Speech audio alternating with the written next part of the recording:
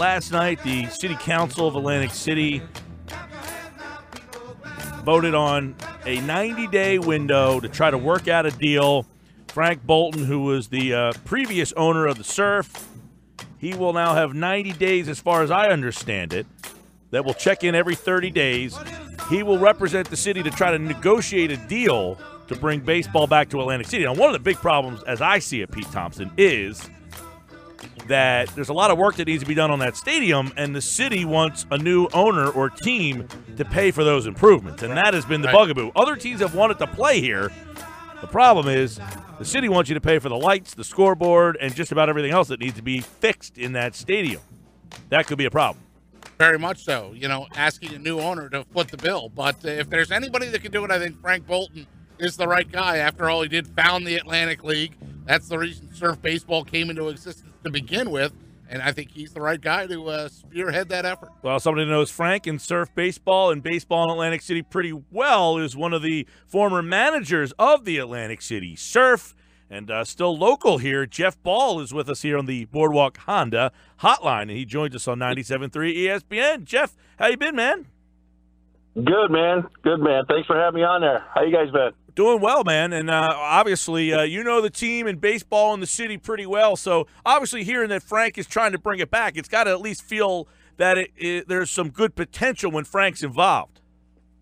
Right. I spoke with Frank yesterday when all this was going down, and he is well aware of these that got to be put up. And, you know, I'm glad he's spearheading, like Pete was saying, and that's the right guy there for it. He'll get some investors in there and hopefully get this going. Now, obviously, it's been a challenge. The reason why there is no team here, because, you know, their attendance is an issue, getting people to go there is an issue. But, you know, in the past, do you think that it could have been done better? Are there things that could happen? Or do you think it's just too much of a challenge to have baseball work at that venue?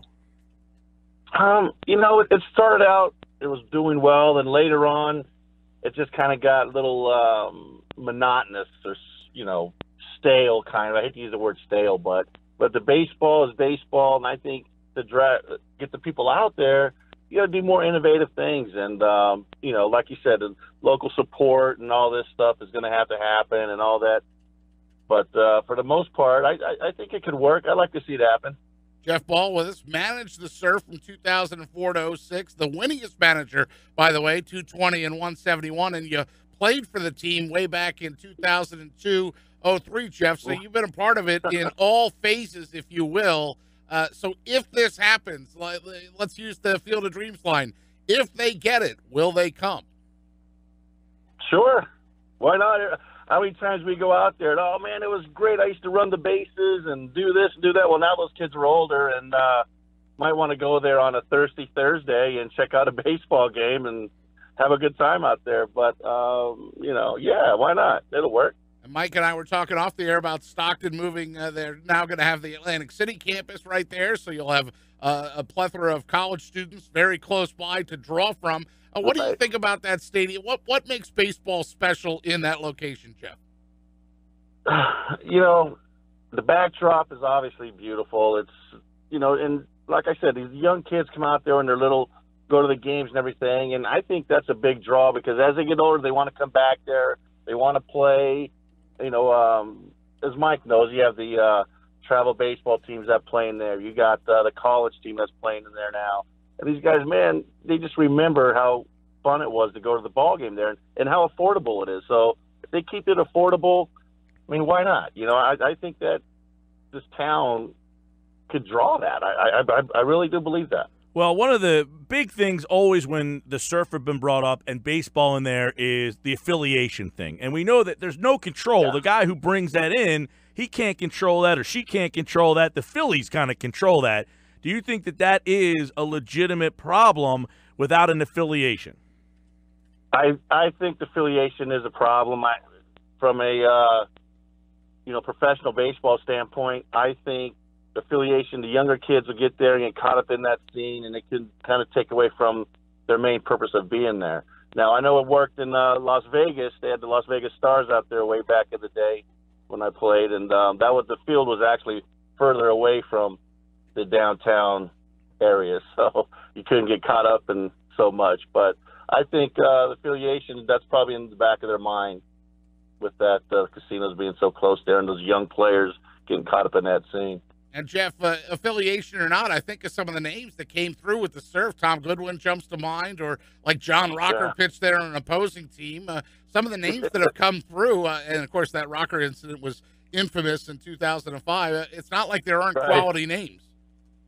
No, Demetrius Meatball Heath, the large human, Juan Thomas, Ozzie Timmons. I mean, there's a lot of good names that come through there, and there are more so of veteran players, I should say, older and not quite as young. You know, they were well on their way into the game, so they're more established as a player. What I meant by the younger ones, like a rookie team, A-ball, that type of, probably wouldn't fit so well. But I think, the older, more established players will work fine. And getting back to the location of Surf Stadium, Sandcastle, and where it is, there were a lot of people back when the Surf were kind of winding down, if you will, asking me about the Mace Landing, like the racetrack location. Would that be a better place for a ballpark? Do you think location has something to do with it?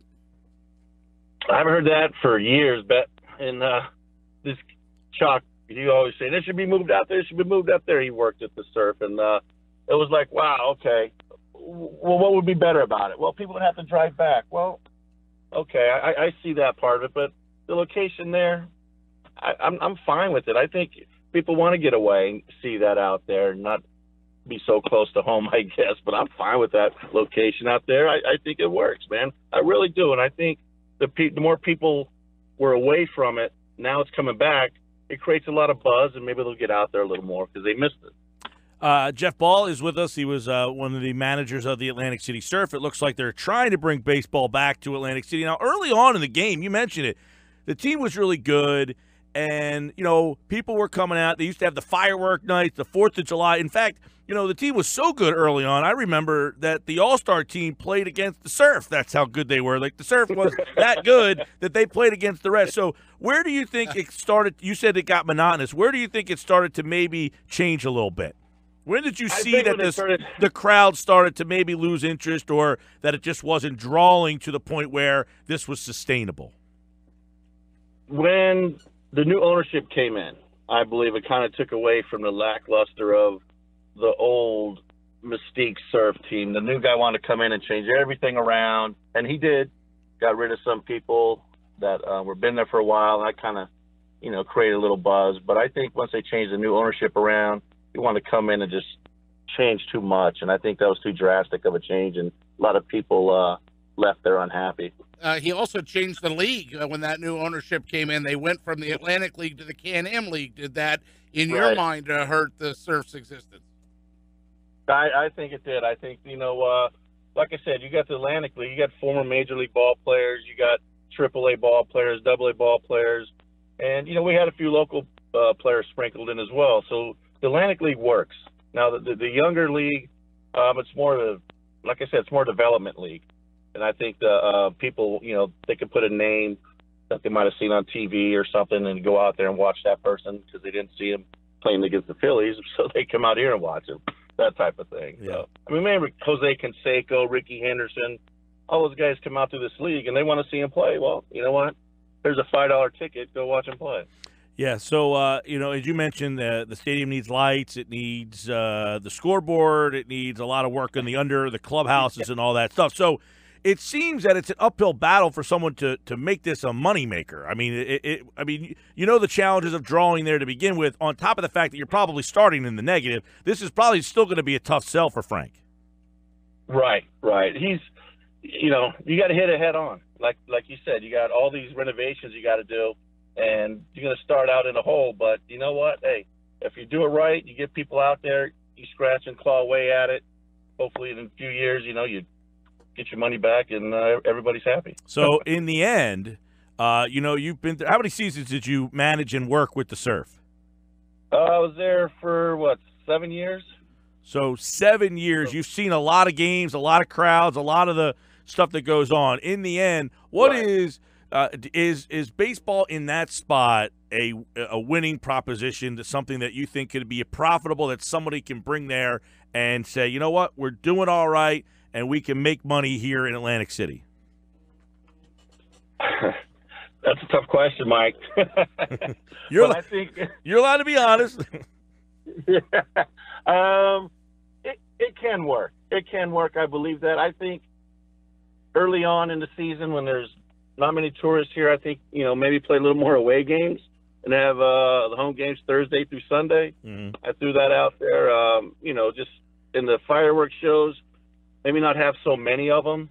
I mean, at one point, I think we're having Friday, Saturday, or one, it was like, wow, okay. Kind of people go to the Wonder Bar right over there and sit there and watch them, but come to the game. But I think it could work, but you really gotta put your heads together and come up with a game plan, because like you said, you're going to start out in the hole, but eventually I think with baseball being back, it'll create a buzz. People will go out there. They're going to like what they see. And, it's baseball, man, at a cheap price, affordable price for a family to go out there. Yeah, you got a lot happening right there. The new Stockton could be a help, to give those kids something to do at night. And you got some more nightlife in that area. So we'll see. We certainly hope that it all goes well. They got 90 days to pull this off. Did Frank say anything that he felt like this is going to get done, or is this like, hey, I bought 90 days to try to figure something out, or do you think that there's a good chance that he finds something here? No, he thinks there's a great chance of something coming in there, and he said it just didn't happen overnight. He's been planning for it. He's ready to go. He just says we just got to get this 90-day thing passed, and he's going to move forward 100%. And I was like, wow, that's great, man. That's good to hear. I can't wait. So they got the right guy in the right spot. So let's see what he could do. Well, it was passed. The city council passed it. The 90-day window has begun, and we'll see if there's baseball back in the spring here in Atlantic City. One of the former managers of the Atlantic City Surf, Jeff Ball, right here on the Boardwalk Honda Hotline. Hey, Jeff, good catching up, man. Thanks, man. Thanks for having me, guys. Have a good one.